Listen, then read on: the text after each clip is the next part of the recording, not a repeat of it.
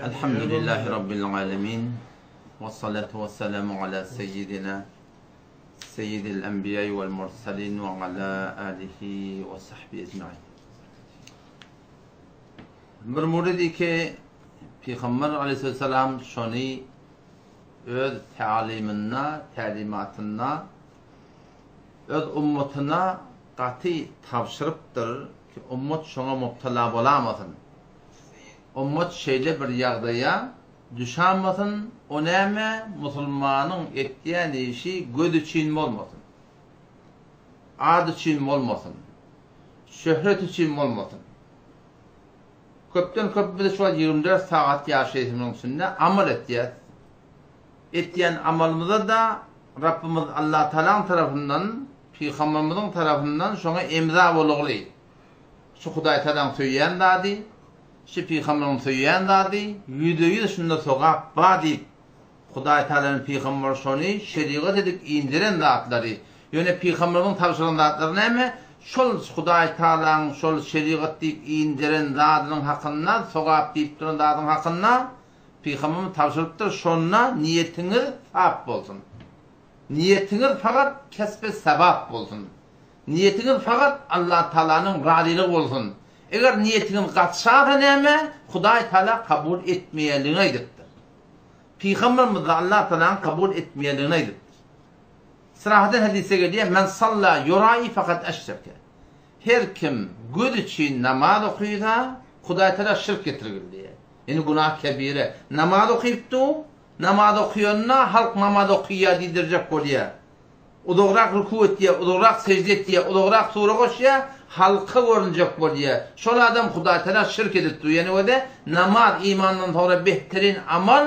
Şu behterin amal ama ne oldu şol adam hakkında günah kebire oldu. Ne için? Çünkü göd için edipti. Ad için edipti. Şöhret için edipti. Ve men sâme yuray. Her kim göd için aradı tuttu diye. Dan atardan gün matar deyip niyet ediptir. Ağlı dan bilen dan atmaka turuptur. Telerlik iptir. Niyet ediptir. Milletin bütün millet yatan vatında. Ama şu arada ne bileyim göd için tut diye. Ad için, şöhret için halkın arasında bunlar şonsundan ad kazanacak. Şonsundan ad kazanacak. Huday Teala'nın peygamberlidir fakat eşreke. Şu adam günah kebire den adam. Huday Teala şirk getiren adam diye. وَمَنْ تَصَدَّقَ يُرَائِ fakat eşreke diye. Her kim sadaka verdi. Sadaka malından harc etti ya da.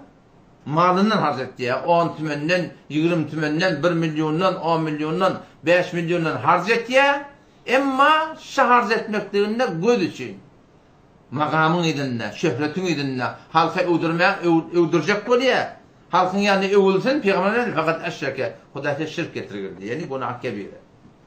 Neden o da işte bir katı bir oylanmalı hatta ki biz öd ettiğin amallamızda ki Huday Teala'nın Peygamberimiz şunu buyuruptur. Şu amallamızda eğer bizim niyetimiz halis olmasa, dine Allah Teala'nın razılığı diyen niyet olmasa, Allah tebarek ve teala şol amalı kabul etmiyor. Onun için de Peygamber Huday Teala 20 yıl Peygamber sallallahu köpten köpsünü gurun veriptir. Bir gün Peygamberimiz Deccal'ın gurun verdi diye.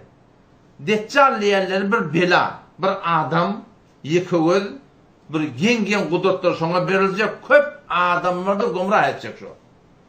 Köp adamlar dinden çıkacak. Her peygamber geliptir Deccal'ın gurun veriptir diye ummatına. Şu forum sizlerde at diye. Şu ahir zaman ne gelecek? Odan bir gün peygamberin Deccal'ın gurun verenine, peygamberin gurun verenine alıvır da beri varmıştır. Yani cennetten gurun verenine cenneti görüp gören adam da gurun verse fark etti. Yüzü gözden avudalanırmıştır.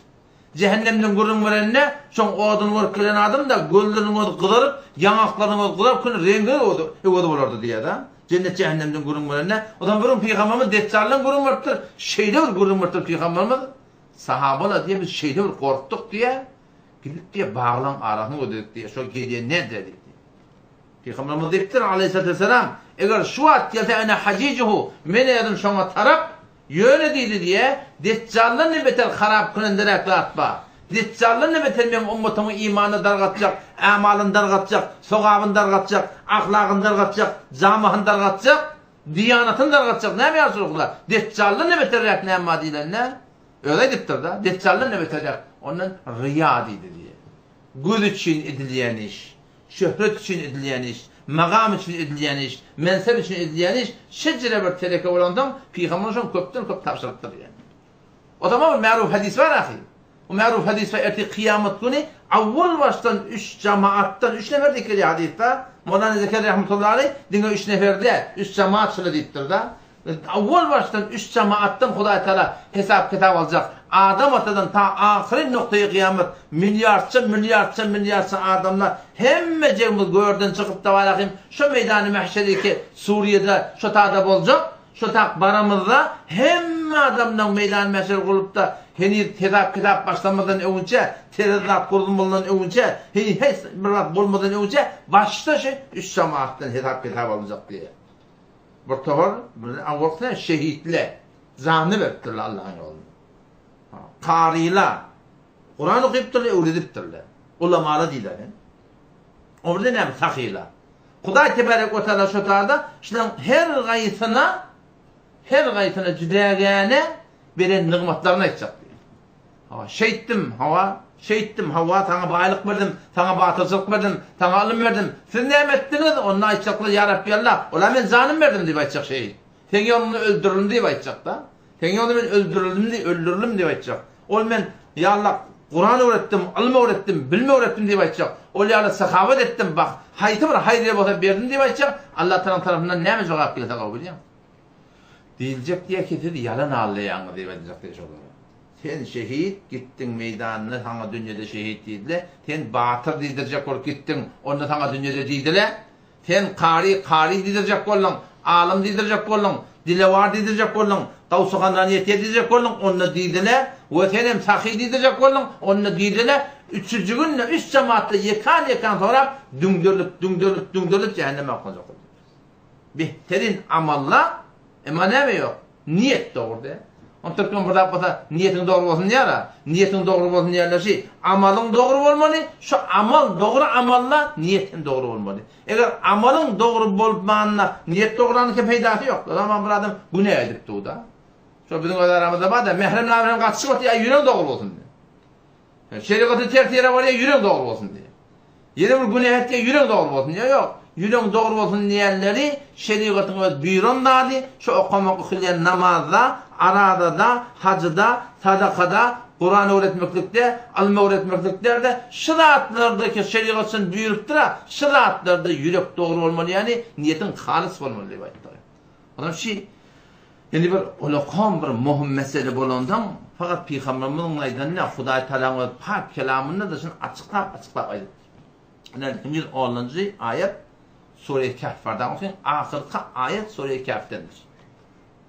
فَمَنْ كَانَ يَرْجُوا لِقَاءَ رَبِّهِ فَلْيَعْمَلْ عَمَلًا صَالِحًا وَلَا يُشْرِكْ بِعِبَادَةِ رَبِّهِ أَحَدًا فَمَنْ كَانَ يَرْجُوا لِقَاءَ رَبِّهِ Kim Rabb Allah'a tadaşmaklık umidi bağlı olsa yani ne mi diye ettiği imanlı geçmek yadında bağlı olsa diye ettiği. Çünkü Hudaý Tala'nı imansızlık görmeye.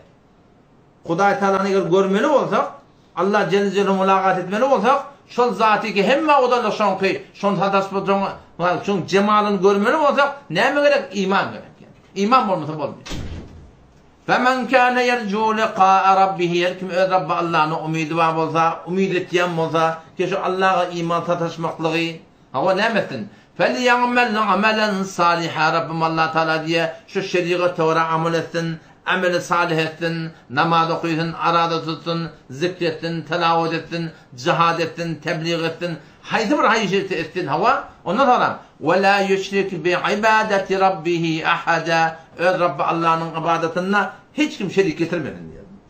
Hiç kim şerik getirmedin diyor. Sahaban bir geliptir, şunun sebebi nüzuluna göre ayetin. Sebebi nüzuluna dehtancıkmanın kavgurun düşünülüye. Bir sahabe geldi ya Resulullah kadar ettir. Men cihada gidetim geliyor. Meydana var ya, venan, oğlun, uşak, mal, gara, yer, yurt, hem melade koyup var yani.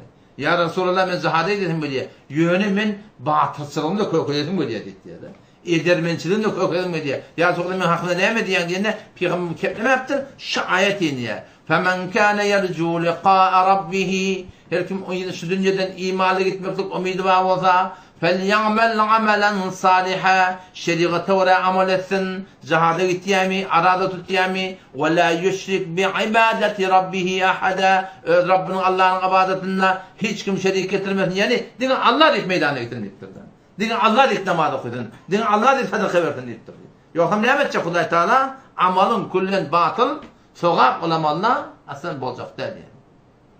Yayınlanırken 264. ayette Sure-i Bakara barıp okuysan, yine öyle muhim mesele Huday Teala'nın Kur'an'ına biter muhimmetin açıkta ediptir da. Ne kadar rahatla var hadiste geldi. Ama ne kadar rahatla var şu asıl bulunsan, şu olmasa başlar yaramayana kadar yerlerde Huday Teala'nın Kur'an'ı öz pak kelamına getirir. 264. ayet Sure-i Bakara barıp okuy. Tercümede Kur'an Allah okuyunçlar. Ya eyyühellezine amenu ey iman getiren adamlar la tubtilu sadakatikum sadakalarınızı batıl etmeyin. Sadaka vertirsin 10 mindən, 100 mindən, 1 milyondan, 5 milyondan haydi bir sadaka vertirsin. La tubtilu sadakatikum Rabbim Allah etiyor sadakalarınızı batıl etmeyin. Sadaka veriyorsun, sogap yazılıyor. Sadaka veriyorsun, ecri var, padası var. Ama şu sadaka batıl oluyor. Ne yapalım sadaka batıl oluyor? Bilmenni vel eda minnet koymaklık bilen, ediyet yetiştirmeklik bilen.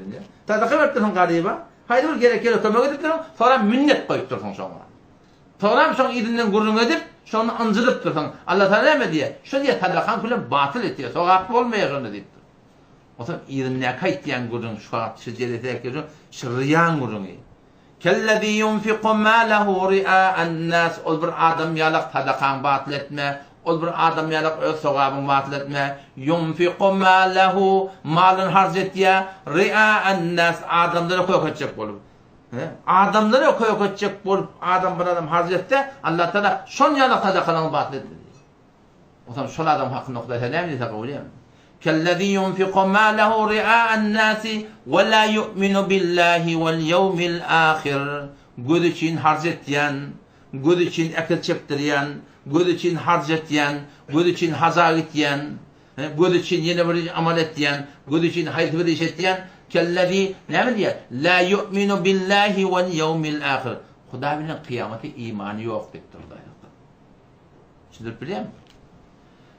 La yu'minu billahi vel yevmil ahir. Sabit tefsir kabul ediyor da yani imanlı adamın edeceği işi de diyor da. Göz için bir iş etmek, şöhret için, makam için, mensep için, riyasat için dünyada imanlı adamın edeceği işi de diyor. La yu'minu billahi vel yevmil ahir. Femmeseluhu bir adamın göz için sadaka veriptir, göz için namaz okuyuptur, göz için tebliğ ediptir, göz için ediptir ettiğin işlerini. فمثله مثال نما فمثله كمثل صفوان عليه تراب فأصابه وابل فتركه صلدا. O misali hadi Türkmen dillaytam daşın üstüne zadeken adam deyiptir da. Daş var. Ente üstüne kum hakettir. Ete şonu toğuz yapıyor. Defeden yağın yağıya sürtülür bana altıya demi. Bir adam eğer ettiyen işinle, ettiyen amallarına göz için olsa, göz için etse eyle daşın üstüne sen zadeken durdun. Göğörer mi? Göğörer mi şu? O zaman şu daydan şu muhim mesele bulandım. Rabbim Allah'tan şöyle pak kelamına getirdik. Ya 26. ayet, 27. ayet Sure Esra 15. para Sure Ben İsrail'e diyerler Allah Teala ştada yani kep boluyor, kep katıdan katanrak boluyor da ştada beter Huday Teala güçlendirdi şu oldu. Ve atizel qurba hakkahu vel miskine ve ibnes sebil ve la tubezzir tebzira. Malın mı diye ve atizel qurba hakkahu öd yakın kardeşin hakkını ver diye Huday Teala. Yakın kardeşin mi ölülmeyen diye.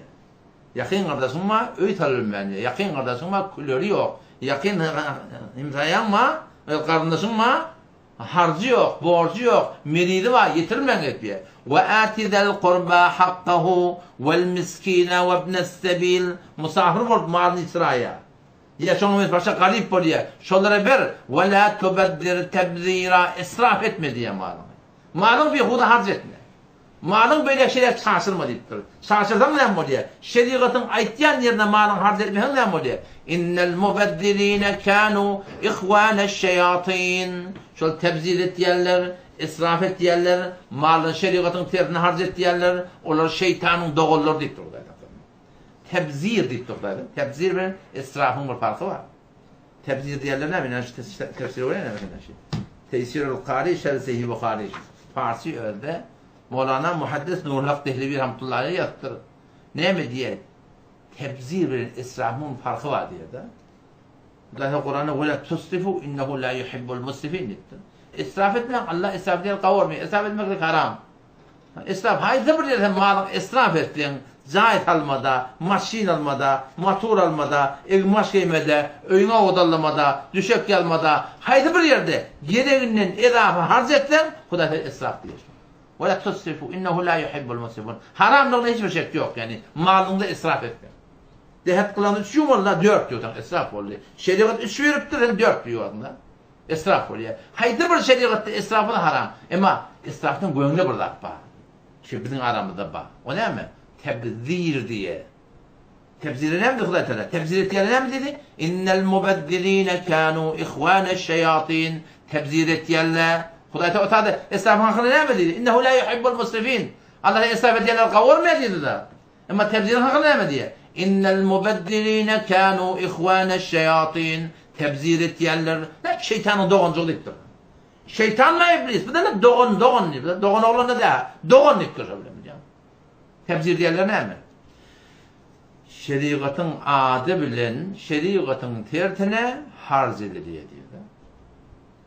Ay, 40, 100, yılı. Hacı sadaka, serva sadaka, öy sadaka. Buradaki rusumuttur ilin arasında.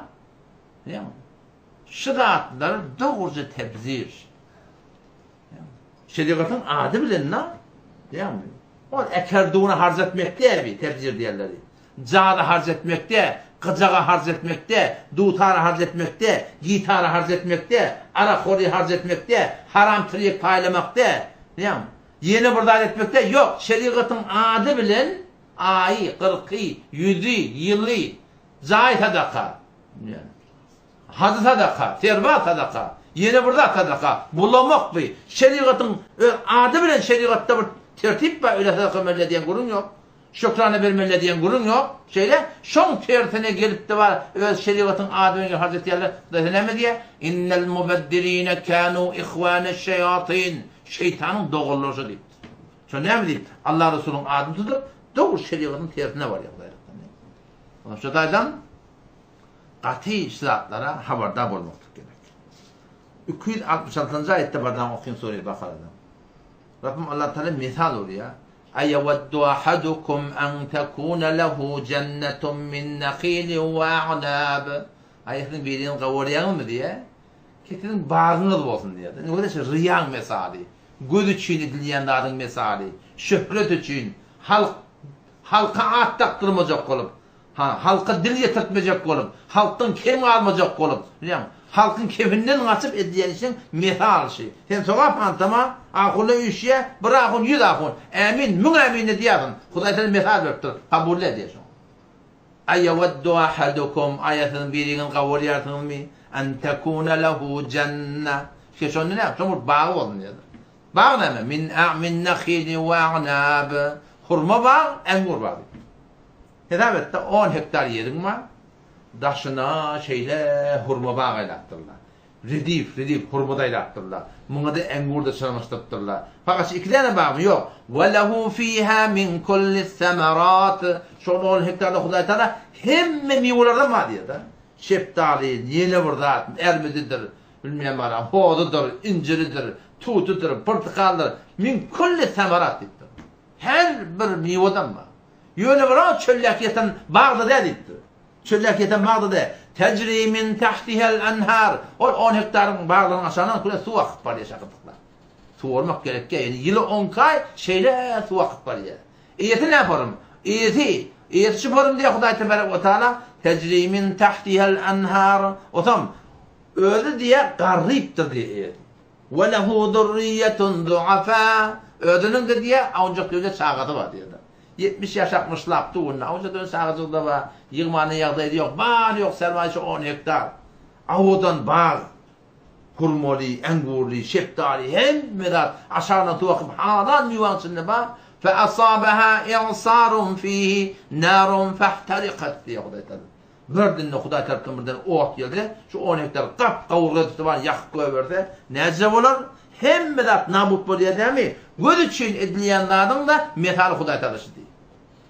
Onu hesap etler şu var. Şu var şey ay 40 yıl berýärler. Awala ne kadar millet bilmeýär bu dogry däligini, indiki bilýärler. Kim için berýärler şonu? Göz için berýärler da. Şöyle harcıhen balli falanın kulörü yetmeyen o, falanın kulörün pulu yetmeyen o, öğünde maşın bilmeyen motoru yok, bilmeyen harcı yok, bilmeyen borcu yok. Bari sana verdiğin veriyerler mi şöyle? Vermeyenler de şey değil mi? Zahide de ne verir şimdi? Huda için mi? Şu Huda için mi olayan olsa, sen hem sayan oğlanı ne kadar ha valakim ölünecektik ölünmen et diye. Bir daha sana veriyen olsa, verir misin ona? Terbat'a da nereden getirdi o zaman? Hudaý tebarek we taala Meryem mesali o şulatly Qur'an noktada getirdiler şunu gatı bir gaýym durmakda. Allah Taala bu ne kadar zatly var da Hudaý tebarek we taala Erhamur Rahimin ne kadar zatly var hatda qırmız diýär da sıdgysy qızıl sıdgy şonu Hudaý Taala ahl geçmeýär yani. Onu erti kıyamet gün Allah Taala elan bolacak diye her kim her işi her kim necim edem bolsa gittin şonun sogabına ne bolacak diýär. Her kim her iş her necim edip o tadı kimde var? Hiç kimde sokak yok. O zaman şöyle amallarımızda katı haberdar olmak gerek. Şu vakit insanla şu atamanı beni hamana. Muhammed Yusuf'un oğlum hamanı işlep diye bir karkanada. O işlep ne işte niyeti var. Motor alacak, maşin alacak. Yani başka burada alacak. Yani kaptanı ben deden de gönlünü görüyor. Ben radiyim oluyor yani. Oğlum havada öyle söylerler bana. Ben niyetinden ben radi etmek de bana. Ben radiyim olayım. Sonra ben muhtaçım. O bana muhtaç, ben de ona muhtaç. Karkanak mı? Sen şehirdarda, işte bağıştardın. Haydi böyle oğlanışamın hakkında, oğlanışam sen orada işler gitmeyeceğiz dedin. Onun için oğlanışamız öyle hayır hesenatının iyiliğine, öyle peydatının iyiliğine ha. Yöne niyetini bize radi etmek var. Bize radi boluyaz. Ama Hudaý tebarek ve taala o cüre değil. Şimdi biz muhtaç radi boluyaz da. Hay boluyaz, öğünlü orta boluyaz. Zerer ömete boluyaz. Bana ağrım halmada boluyaz. Öğünlü orta boluyaz. Peyda da beraya. Ama Hudaý tebarek ve taala muhtaç değil. Vakti biz bir iş ettiler. Şu dünya halis Allah'ın için bolmada Hudaý teala Müslümanlar onu kabul etmeye yani. Onun gereğini de biliyor musun?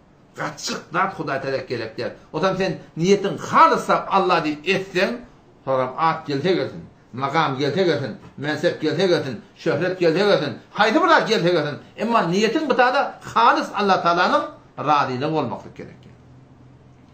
O zaman şu sahabadan da bir soraptır ya Resulullah, "Era'eyter racule ya'melul amele minel hayri ve yahmedu enne ya Resulullah." Bu adam hakkında ne mi diyordun ki? Yavşiş et diye. Namaz, arada, zikr, telavat, ilmi öğrettiye, tebliğ ettiye, mescid tadiye, küfür tadiye, milletin hayrına. Hakan hasanet ettiye, adamı da mini uya diptirdi.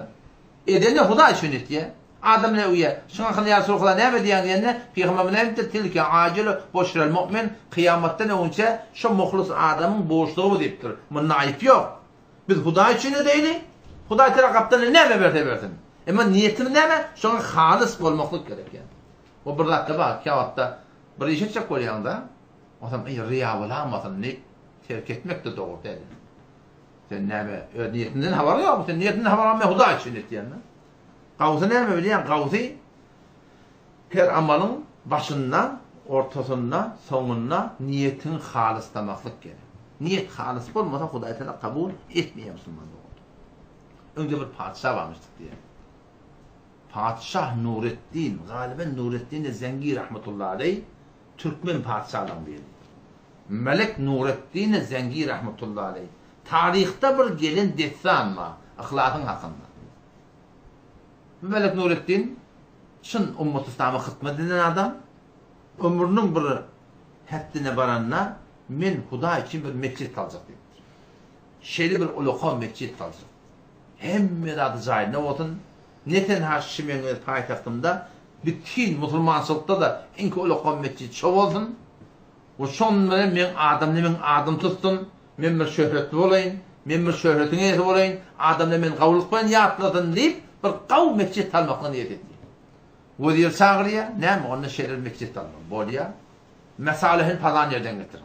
Ontun falan yerden getirin. Qaftın falan yerden getirin. Muntun falan yerden getirin. Hemmelerden birip de bir uluqan taplı da şu mescide oraya becerin, o üstünde de yargılı olsun, Şu mescid kiminki? Melek Nurettin Zengi. Nurettin'in kiliklerini diyor.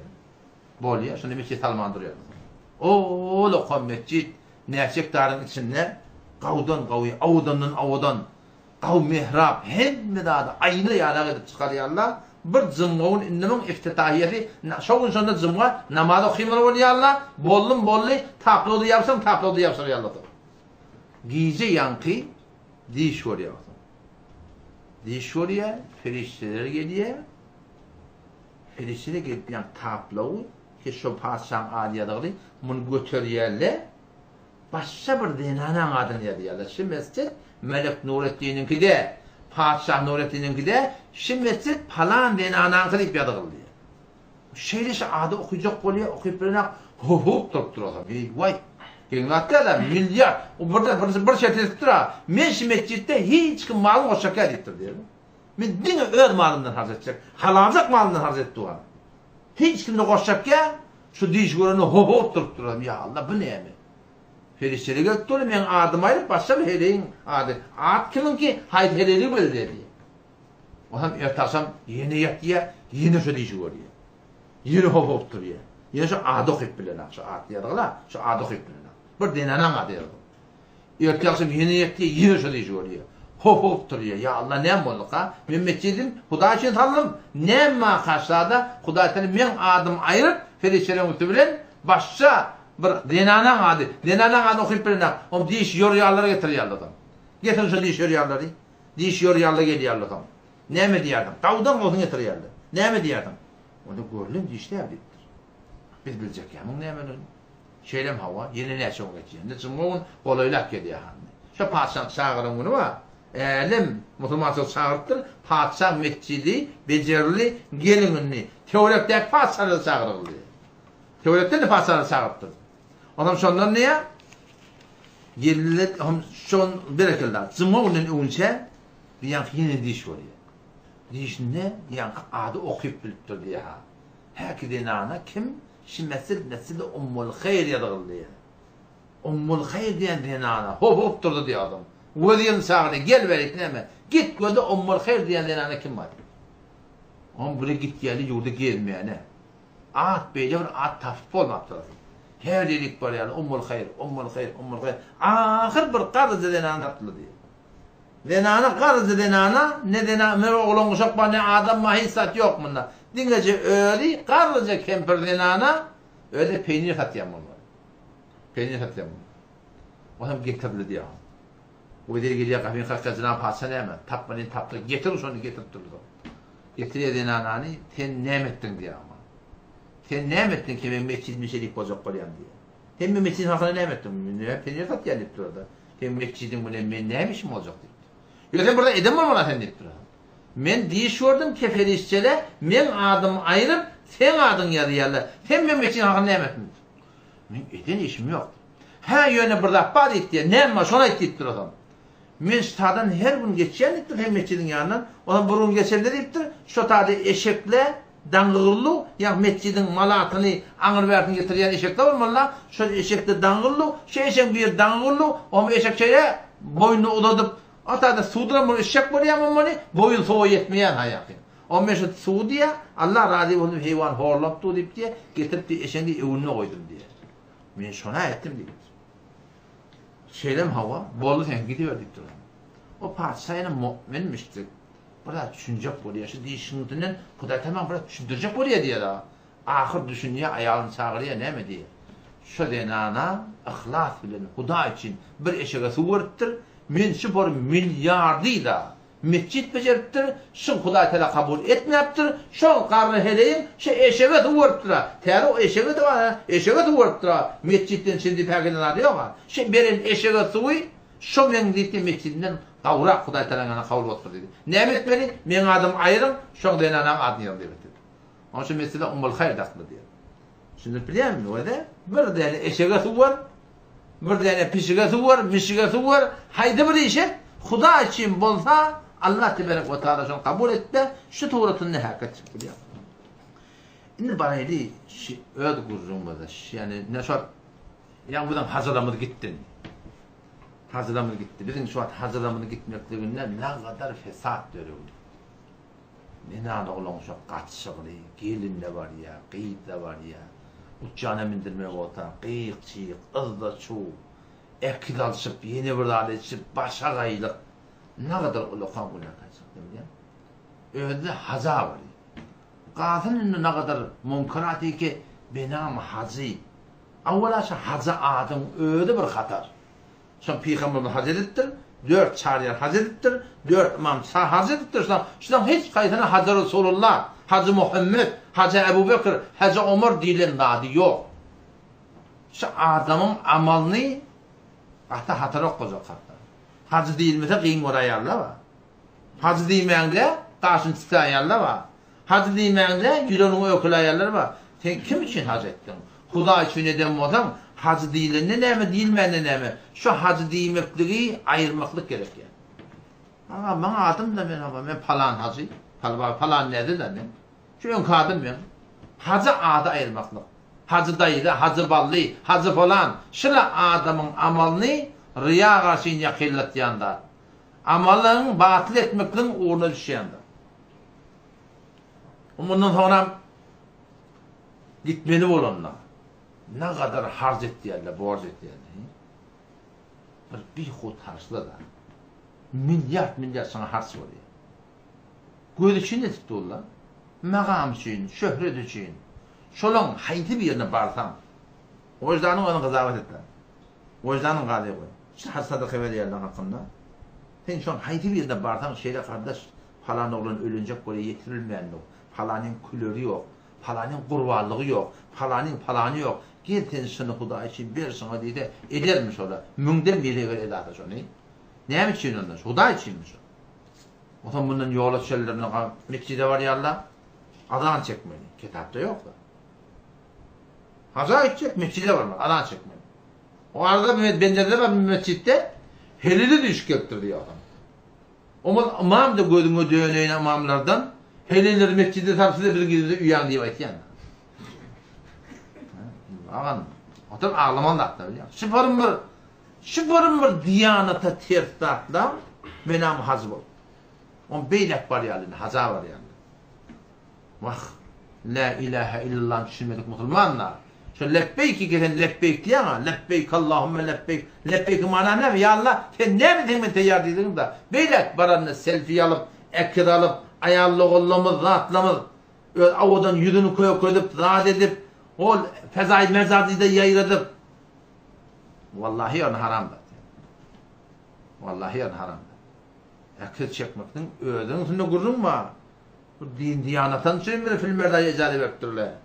Yani yüzünü açıp avadallıklarını koyup porun papakları giyip yine orada edip yılmanıp tamam fezai mezadi ekir Huday tarafı hacı ne yapalım kabul etmeli? Lebbeyk Allahümme lebbeyk sen neyre? Ya Allah sen ne mi sen teyyat etturdun? Ama bu tadı doğrusa haram etturdun. Vel mer'etu me'muretun bisiti veçye. Dinanan yüzü örtülü olmalı. Asmana şol mevsime haçta ihramda bir ne açın sen marak yüzün açmaklığı dinana ecada var. Beğer kuvatlarda ecada yok ki buna. Sen ki o ekil çektirmeyen üstüne. O heliye kekbiden kaçışıp doğrudan Mekke'de o tadı sen tavaf etmen olayardın. Çare yok. Çare yok da Huday Teala donunu getireyim ecada vektür. O tadı çare yok. Sen vardı yakın Türkçe şeylerden. Ama sen otele gelen de, sen beylik çıkan da, sen elekim beylik kaydan da. Ayak koşulmaklığı ecada var mı? Kaçışmaklığı ecada var mı? Yok. Doğruca Kur'an-ı Kerim 53. ayet Sure-i Ahzab'da okuy. Ve izâ se'eltumuhunne meta'an fes'alûhunne min verâi hicab. Ey ya Peygamber'in yararları, Peygamber'in dinarlarını burada sorma vatanız. Ne yapalım sorma diye. Fes'alûhunne min verâi hicab. Perden gidinden soran diyor Huday Teala. Peygamber'in yararlarına şey deyip durur ha. Ama Allah'ın dilenleri yok. Fakat neyine çok koyan başta bana dilenleri yok. Huday Teala Peygamber'in yararını veli set desin Allah bilen kazan sahabeler cenneti. Hava. Berdeki ezacı müteharar Peygamber'in dinarları set desin cenneti. İki taraf cenneti opturan adamla Huday Teala arasında perde olsun mehrem namehrem rahat edin deyiptir. Lâlikum atharını kulubukum. Şu bölüm iki taraf cenneti optu. Yüreğinde şıka uğrak hem helinin gülüklerine hem erkekten gülüklerine diyor Huday Teala. O tada atıştırlar. Ulukan jorm kimin kıştadı biliyor musun? Ulukan jorm ahum olan ki. Yanda şu tadı bir denana yürüttür. Filmin görüp yüreğim ağrır. Denana yürüttür. Allah rahmanı alsın. Bari cennet bozun. Onun şu tadı şuna ayet tuttur. O tarafta heleydi bu kapıda erkekler. Arada perde yok. Zat yok. Kur'an Türk mesela. Olu kon takdirleri. Emin ne emin. Kabul olsun. Kuday ne hemen kabul etmeli. Sen doğruca arada perde olmalı. Doğruca haram edip durdunuz. O tadı emin değilsin seni. Şuna adamla diyanatın kavuşamaklığına, dargamaklığına, sökülmekliğine sebep oluyor. Falan takdir, falan akın, burada diyene ama Allah'ın at tak yedi. At takman kurunu, ben at takacak kurunu, adın tutar nakimman kullanmayın. Doğruca şeriatı Mekke-i Mukarreme'de şu Kur'an'ın iğnen yerden nefilak doğrular. Onun Türkmen ne yapalım etmeyelim? Millet hep bile ne hakkı atları? Millet kimden öğrenmesi atları? Şu ateş hacca gitmeler olanlar, %99 ahullan değil, ahullan gelini, ahullan heleyi. Millet bizden görme öğrenmeliler. Bak biz riayet etmeyip, millet ne yapalım riayet etmeli? Bizim ahunçuluğu keşfet, ahunçluk diye koyanlara, o sıyırık edip, gerisine bindirip, doğruca heleyle ağrına girip gittiyerler. O zaman şu millet mehrem, namehrem nereden öğrenmeli? Nereden düşünmeli şunu? %99 Türk mesela ahunçlukları şabarın. O lokan cürm, o lokan bir diyanete bir hıyanat şey, قينا حتى علماء نقول وخاصة جرم أهل حقيقي ولذلك التوحيد شنتله توحيد أنا سك ورا يجانة داني أما توحيد هي غير نسكول يجانة باشي توحيد تيار بر خداي تقول مقتل توحيد تيار بر خداي ورا بول مق إيه يعني قرآن سنة هم قرآن سنة نية ده قرآن سنة أتم شو هذا مسلمان ده والله شلا يعني بر ولا قامر قلنا كاسبتري كشون كم بدن عرامضة Hazin adı bilen, telvakada kabilen, ayıqır kıyıdı bilen, şıcıra mesailler. Bırakmadı o da. Rabbimiz Allah Teala ayatı Kur'an'la, ahadiste ne hemen kuruldu? Şeriatın büyüründe adı bilen, gözü çiğnetmediği de Huday Teala. Namazında, aradağında, sadakanda, hazında, bir şeriatta bağdatlı bilen, riya etme, gözü çiğnetme ki, şun soğa batıl oluyor iddia. Bunlar günah edip durdular. Günah edip de bundan teyze soğa pantama, aya şeyle bir hac kabul olur mu? Ondan sonra da gelende de, Türk mesela tertip koyupturlar, ahım olsa akçayı alıp giymeli, deni alına. Haca gitti akçayı alıp, o şey, hacı kimden cirim ettin? Yoksa Huda için neden mi olsan ha? Ne halka koyuyor diyen? Ne mi diyen? Huda için neden mi olsan? Her bir amal edende bir alamet takma olsa, başı çektirmeli. Namaz okuyan da bir alamet. Arada da okuyan, tutuyanı bir alamet. Hacca gittiyanı bir alamet. Dehat kılayanı bir alamet. Önce dehat kılayan alamet takmanı sonra. Namaz okuyan sonra alamet gerek mi sana bana? Şuratlı göd için ediliyor. Yürüten bağın Huda için okuyup durdun, denan ayarlığınım. Alma okuyup durdun, ahım oturun, bollu. Sen almını tek amalın bilen. Neyinki gelip sen öz amalın bilen. Sana ahun neydirecek olup ödün ayı. Şayet bir deysin de siz ahulun da maksus heyetiniz var. Yok ağacan. Bizimki de siz de geyin stellani. Ahulları mustahap değil ki o. Hem yok selle geysin. Hem yok olakan doğunu geysin. Ben kadim Türkmen'in olakan doğunu yokmuştuk mu gör? O yüzden şu gün Türkmen berde ayırıptır o günahkarçılık diye giyin geyinle doğran. Ahun malı Türkmen biz hetmi biz sizce gelmeliyen kurun yok. Sen de söylüyor. Hem erkekle selle geysin. Şeriat mumanatı yok. Aslında kavuşu giymekti öyle değil. Hem olakan adamla, erkek adamla doğum geysin. Ama zenana gelip haza gidenine, bilmeyen sohurutunda, dersin tökedenine, burada edenine, şu forum aksayalık kardeş, şıl %90'lıklı göz için riya. Kim için? Huda için nukbal maklasında takmak değil yani. O zaman o da açıklanınca başta kimi uğurlayın, onu görün tökedeyin. Huday Teala bilen Peygamber'in buyruğu ne mi? Şeriatta buyruk bolan zadi halisane edin gözü için etmeyen. Ama kıynandak da bizim aramızda günah edip doğrula gözü için etmeyen. Ne kadar nerede etmeyen? Allah Teala mi diye? فَمَنْ كَانَ يَرْجُوا لِقَاءَ رَبِّهِ Rabbi Allah'ın imanlısa taşımaklık yadında olsa فَلْيَعْمَلْ عَمَلًا صَالِحًا şeriata olarak amel edip de وَلَا يُشْرِكْ بِعِبَادَةِ رَبِّهِ أَحَدًا Rabbinin Allah'ın ibadetinde hiç kim şerik getirmesin. Şeriatın aydınlamadığını, aradatını, hacını, takkalını, yine buradadını, aynı şeriatın içine ihlas edin diye. Ama Türkmen kıynatıda bugün şeriatın tersine riya edip de o. Şeriatın tersine göz için et diye biliyor musun? O ne etmeli diyor. Ne etmeli? Etmeli ise bileşmeyen ettireysin. Sözcülük bilen başardığın oraya tebliğ etmeli, aytmalı, diymeli. Vazifemiz. Küleyizden de koşulmalı. Özümün katağınıdır öyle. Enem olsun, atağım olsun, her vakit osmanlılara. Gevun gören cennet görmediktir. Peygamber'e mi diyebiliyor musun? En ki bedbaht adam, o bir adam diktir hele erkekten ki halkın dünyasından çıkıp kıyametine yakınıyor da. Halkı ki halaf şeyler çelesi tutuptu. Tece halkın gevununu görecek kıyametin yakan adam, Peygamber'in en ki bedbaht adam şöydiktir diyor. Tamam zamın mollayanlar falan çek, bilmeyen vama falan bir ters burada. Halkın dünyasından çıkıp kıyametini yakan adam en ki bedbaht adam şöydiktir Peygamber'in. Onun için daydan avvala başardığını aydaydı, diyeydi. İkinciden de sayılanaylı. Sadıkane ölüm maevde haçan ölecek bellidir. Haçan ölecek bellidir. Şununla da oğlum memleketleşen de 30 yaşında zaman oğlu neyle kimse kara karşılar. Ölü günü. Göm kayıttırlar. Yaman bazen. Göm kayıttırlar. Göm kayıttırlar. Ben ki yok mu yetişmedim. Haçan öleceğini bildi. Ben 30, 40, 50 haçan gideceğini bildi. Ebedi yaşayış var. Gevun gören cennet görmer. Allah Teala razı olsun deyip şeriat orada etiyen amallamını halisane edeyli. Günahlara koşulmaylı. İki iş edeyli o edeyli. Tebliğ edeyli başardığında oraya. Ölmü kaimdir öyle. İnşallah şu şeydiler Türkmen iyiller. Bahaber et bağırayım. Köpten köp bereket iner. Ama kıynatak şu Türkmen iyiller. Bilmeyenler bilene, bilmeyenler şey etmeyecek boluyorlar. Şunu etmeyene radiydi. Bilmeyenlerin öğri, şu şeriatı defile ettiyorlar kıynatakta biliyor musun? Şu bilmeyen adamların öğri, kıynatakta şeriatı var akım terk ettiyorlar. Aytyanın o da doğru da yoş da bolur deyip biliyor musun? O ehli bedgatına beter batır. Ehli batıl, batılına batır. Ne? Ehli batıl, batılına batır.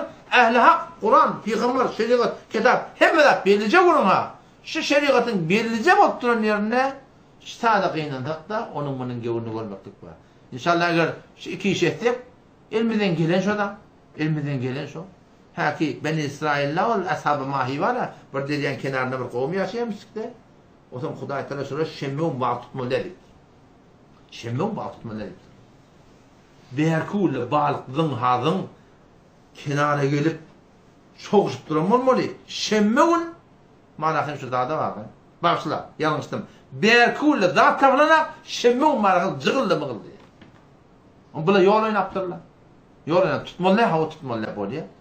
Ne mittirler? Yol kenardan bir dediyatı sıklarda atlar becerip onu su doldurup sonra sonra o şemmeuni akaraktırıyorlar dediyatlar. Balıkta, zalıda akarağa ihtiyaç doğulup yediyen, onun ağrını bağla bir şemmeuni tutuyor etiyorlar. Şu cemaat, şu ova eyle diye ama Hazreti Davud Aleyhisselam'ın vaktinde yapılan Kur'an'da geliyor. وَاسْأَلْهُمْ عَنِ الْقَرِيَةِ الَّتِي كَانَتْ حَاذِرَةَ الْبَحْرِ إِذْ يَعْدُونَ فِي السَّبْتِ إِذْ تَأْتِيهِمْ حِيتَانُهُمْ يَوْمَ سَبْتِهِمْ شُرَّعًا şemmeğun bolçuluk diye. وَيَوْمَ لَا يَسْبِتُونَ لَا تَأْتِيهِمْ كَذَٰلِكَ نَبْلُوهُمْ بِمَا كَانُوا يَفْسُقُونَ Allah Teala şu kavmi imtihan etti ne diyeyim? Kudayetinden çıkan, hükmünden çıkarlar diye diyor. 3 cemaat bottu sonra. Bir cemaata yankıyarak kelip bal zalı tutturdu. Bir cemaatta ay bire neyme deyip aydınlığa kulağatına elçekten deyip kepleme ettirler. O bir cemaat aydıptırlar, deyiptirler. Kullun ovada cüda botturlar günahkarlardan. Başımda beni ağrıtıp bizim başımda gelmeyin deyip. Sonra köp müfessirler neyme diye Allah Teala'nın azabı diye şolong zavallarını Huday Teala maymun et diye yaşıraktan dongun et diye şu edinçleri dedekli şol iki cemaati ki balık tututturlar. Onlar ki bir de neyme deyip de oturtturlar. Şu iki cemaatin başına alak götür diye de. Şu taýda biz şu cemaatdan bolamyz. Peygamberimiz näme diýär? La ta'murunna bil ma'ruf we la tenhawna 'anil munkar. Hatmin ýagşa çağırın, hatmin telekeden gaýtarın. Ýogsa başyňyza zalim padşah musallat bolar. Ya şolňyz dawa adamlaryň dua eder, Huda kabul etmer diýär. Ýagşa çağıryp yamandan gaýtarmasaňyz diýdi bu Taala. Peygamberimiz näme diýär? Allah Taala şol Beni İsrailleri şu ýan balyk tutdular şol turutunda. Şolar lanet etdiýär. Şu lanet bolanlygy derekli. Hadise geliyor da. Vakti ki bir adamı telekeçilik ettiye, şu telekeçiden kaytarmadık adamları Allah da lanet ettiye, onu şu turatın şu oturup duruşan adamlar da Huda Teala yüreklerini kaçıştırıp onlar da lanet etti diye Huda Teala. Şu kun adından alıp tebliğ etmeklik, boşulmalılardan, barmalılardan, eğer şu Türkmen ilanındaki namaz, tehlet, arada, zekat, haç deyip veren adamla şeriata amel etseler, bereketler inmene durur inşallah. Demek inansak da şu gün şeyle bir ýagdaý ortaga gelýär ki musulman öz bilýänine ola bilip batana bilse de şu bilýänine amal etjek bolsa şoňa gaty agryp düşýär. Allah bize tawfik bersin. Vesselamu aleykum ve rahmetullahi ve berekatuhu.